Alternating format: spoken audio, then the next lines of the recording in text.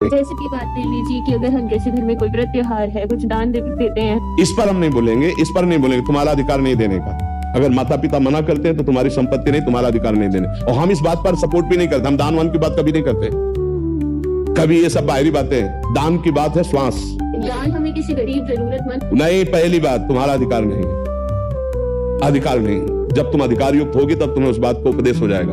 अभी तुम माता पिता के अधिकार में हो।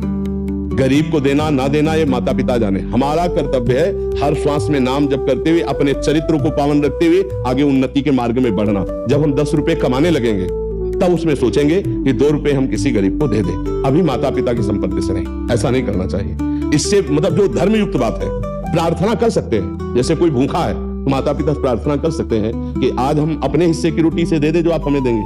अगर उसके लिए मना करते हैं तो राधा राधा राधा, हम झगड़ा नहीं करें क्योंकि मेरा अधिकार अभी नहीं है। जब अधिकार युक्त हो जाए, क्या अधिकार माना जाता है? जब स्वयं कमाने लगे, तब फिर हम अपनी कमाई से दूसरों को दे सकते हैं, दूसरों की सेवा कर। अभी नहीं, बिल्कुल अभी नहीं, क्योंकि वो धर्म विरुद्ध हो जाएगा। हाँ बिल्कुल नहीं, ऐसा आदेश हम कभी नहीं करते। और हम देखो इन बातों को मातो नहीं रखते।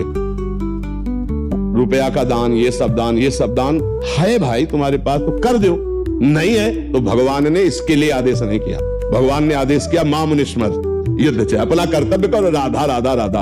अब हमें दिखाई दे रहा सामने वाला भूखा है तो 4 रोटी हमारे पास है, बन जाएगा तो 2 उसको खवा देंगे, 2 हम पालेंगे। और ज्यादा भूखा है तो आज हम भूखे रह जाएंगे, उसको दे देंगे। हम इस बात को सपोर्ट करते हैं कि आपके पास 100 रुपया है, सब्जी लेने जा रहे हो, कोई आपको बीमार दुखी दिखाई दे रहा है तो आज हम नमक रोटी खा लेंगे, 100 रुपया को उसको औषधि करा देते हैं। हम इसका महत्व देते हैं। हम और सब बातें वो जब आप कमाने लायक हो, जैसे शास्त्रों में लिखे कि कोई चीज नहीं। आप इस समय हो क्या? आप टीचर हो, आपको डॉक्टर हो, आप पैसा कमा रहे हो। हाँ जी, पैसा कमा तो अपने पैसे पर अधिकार को बोलो, माता पिता की बात नहीं। अगर आप पैसे कमा रही है तो कुछ हिस्सा आपको आता है तो आप दे सकते हो, उसमें माता पिता का विरोध होना ही नहीं चाहिए। अगर वो विरोध भी करते हैं तो मत मानिए, क्योंकि आप कमा रहे हैं ना। हमें लगा कि मतलब आप माता पिता के अर्थ से सेवित है तो फिर आपका अधिकार नहीं बनता। अगर आप ब्याह हो गया है, हाँ जी, हाँ जी, तो फिर माता पिता से उसमें क्या, अभी पति की सलाह जरूरी है। तो कहते हैं हम ब्राह्मण को देना चाहिए, तो मुझे लगता है ब्राह्मण की जगह हमें किसी गरीब में दे देना चाहिए। देखो दान का मतलब समझो, दान किसको? आवश्यकता वाले को।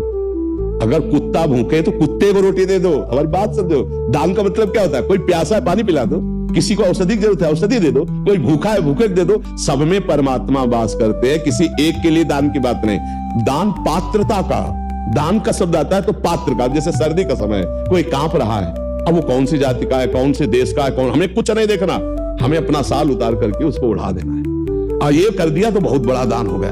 हमारे पास नहीं है व्यवस्था, लेकिन हम ठंडी सह जाएंगे, इसको आज अपना वस्त्र दे दे। भगवान ये बात देखकर प्रसन्न हो जाएंगे। हमारी बात समझो, हमारी किसी सीमा में बात नहीं होती, वो एकदम खुली बात होती है। अगर आवश्यकता किसी को है और वो वस्तु मेरे पास है और मैं देने में समर्थ हूं तो मैं उस समय दे देता हूं। वो कौन है, ये सब बातें नहीं देखी जाती। भूखा है, हम 3 बातों पर ज्यादा ध्यान देते हैं। कोई भूखा प्यासा है, या कोई सर्दी का समय है, या कोई बीमार है, इस पर जरूर ध्यान देना चाहिए। रुपया देते समय बहुत होश में रहना चाहिए। ये रुपया लेके शराब पिएगा जाके, ये रुपया लेके व्यभिचार करेगा तो हमें बहुत होश में देना चाहिए, फिर दुर्गति तुम्हारी भी होगी। रुपया देने में होश में रहना चाहिए, और भोजन देने में किसी को भी, कुत्ते को भी दे सकते हैं। बीमार कोई है पशु पक्षी, उसकी भी सेवा कर सकते हैं। ठंडी में कोई कांप रहा है उसको भी हम दे सकते हैं। बस ऐसा।